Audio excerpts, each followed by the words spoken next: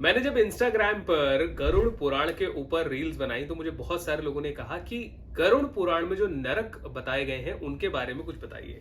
देखिए, radio city पर मेरा नाम है अखिल और मैं आपको कहानी पौराणिक भारत की पॉडकास्ट लेकर आता हूँ, पौराणिक कहानियां सुनाता हूँ। आज हम लोग गरुड़ पुराण से नर्क के बारे में जानने वाले हैं। ये एक दो नर्क नहीं है, वैसे तो कई नर्क हैं। इसमें कुछ नरकों के बारे में बताया गया है। तो दरअसल ये सवाल सबसे पहले गरुड़ जी पूछते हैं, जिसके जवाब में श्री भगवान जी कहते हैं कि हे अरुण के छोटे भाई गरुण। अरुण वो हैं जो सूर्य देव जी के सारथी हैं, उनके छोटे भाई हैं गरुण। अगर आपको आइडिया नहीं था तो मैं अभी बता देता हूं। नरक तो हजारों की संख्या में है, सभी को विस्तृत रूप में बताना संभव नहीं है, अतः मैं आपको मुख्य मुख्य नरकों के बारे में बताता हूं। इसमें सबसे पहले रौरव नाम का एक नर्क आता है। झूठी गवाही देने वाला और झूठ बोलने वाला व्यक्ति रौरव नर्क में जाता है। इसका विस्तार यानी कि इसका जो एरिया है वो 2000 योजन का है, जहां पर जांग भर की गहराई में दुस्तर गड्ढे हैं, यानी कि आप मान के चलिए इतने इतने तक गहरे गहरे गड्ढे हैं जो अंगारों से भरे हुए हैं। सोचिए, इतने गहरे गड्ढे और अंगारों से भरे हुए हैं। यहाँ तीव्र अग्नि से भूमि तपती है, उसमें यम के दूत पापियों को डाल देते हैं। उस जलती हुई अग्नि से संतृप्त होकर पापी उसमें इधर उधर भागता है। उसके पैरों में छाले पड़ जाते हैं, वो फूट कर बहने लगते हैं। रात दिन वो पापी वहां पर पैर उठा उठा कर चलता है। इस प्रकार जब वो 1000 योजन का नर्क का पार पा लेता है तो उसके बाद उसे दूसरे नर्क में भेजा जाता है। ये पहला नर्क है जिसका नाम है रौरव नर्क।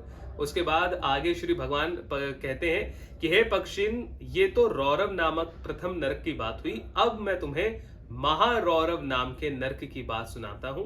ये नर्क 5000 योजन में फैला हुआ है, पिछले वाले से डबल से भी ज्यादा। ठीक है, वहां की भूमि तांबे के समान वर्ण वाली है, उसके नीचे अग्नि जलती रहती है।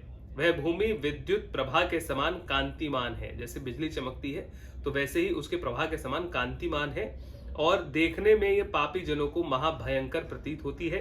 यमदूत पापी व्यक्ति के हाथ पैर बांधकर इसे लुढ़का देते हैं। सोचिए, 5000 योजन है और उन्हें लुढ़का दिया जाता है, जिसमें वो लुढ़कता हुआ चला आता है। मार्ग में कौवे, बगुले, भेड़िया, उल्लू, मच्छर, बिच्छू आदि जीव जंतु उसे खाने के लिए तत्पर रहते हैं। वह उस जलती हुई भूमि और भयंकर जीव जंतुओं के आक्रमण से त्रस्त हो जाता है और उसकी बुद्धि भ्रष्ट हो जाती है। वो घबराकर चिल्लाने लगता है, बार बार उसे कष्ट से बेचैनी होती है, उसे कहीं पर भी शांति प्राप्त नहीं होती। इस प्रकार उस नर्क लोक के कष्ट को भोगते हुए पापी के जब 1000 वर्ष बीत जाते हैं तब जाके उसे मुक्ति मिलती है। पहला जो नर्क था उसे क्रॉस करना था, यहां क्रॉस नहीं करना है, यहां टाइम स्पेंड करना है 1000 वर्ष। तो ये हुआ महारौरव नर्क, जो कि दूसरा नर्क है। इसके बाद का जो नर्क है उसका नाम अतिशीत है। यह स्वभावतः अत्यंत शीतल है। महारौरव नर्क के समान भी इसका विस्तार बहुत लंबा है। वो गहन अंधकार से व्याप्त है।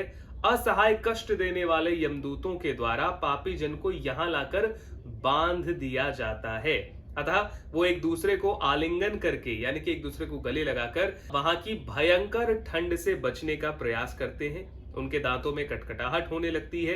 हे पक्षीराज, उनका शरीर वहां की उस ठंडक से कांपने लगता है। वहां भूख प्यास बहुत ज्यादा लगती है।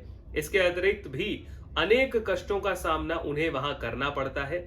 वहां हिमखंड का वहन करने वाली वायु चलती है जो हड्डियां तोड़ देती है। मतलब इतनी तेज वायु और इतनी ठंडी वायु कि हड्डियां तक चटक जाए। वहां के प्राणी भूख से त्रस्त होकर मज्जा, रक्त और गल रही हड्डियों को खाने के लिए मजबूर होते हैं। इस प्रकार से वो इस नर्क को भोगते हैं। तो ये हुए 3 नर्क जिनके बारे में मैंने आपको बताया, रौरव, महारौरव और तीसरे का नाम था अतिशीत नर्क। अगले वीडियो में मैं आपको आगे के नर्कों के बारे में बताऊंगा, तो आप इस चैनल को सब्सक्राइब कर लीजिए, वीडियो को बाकी लोगों के साथ शेयर कर लीजिए ताकि उन्हें भी पता लगे कि कितने भयंकर नर्क हैं। अखिल के साथ हैं आप रेडियो सिटी पर।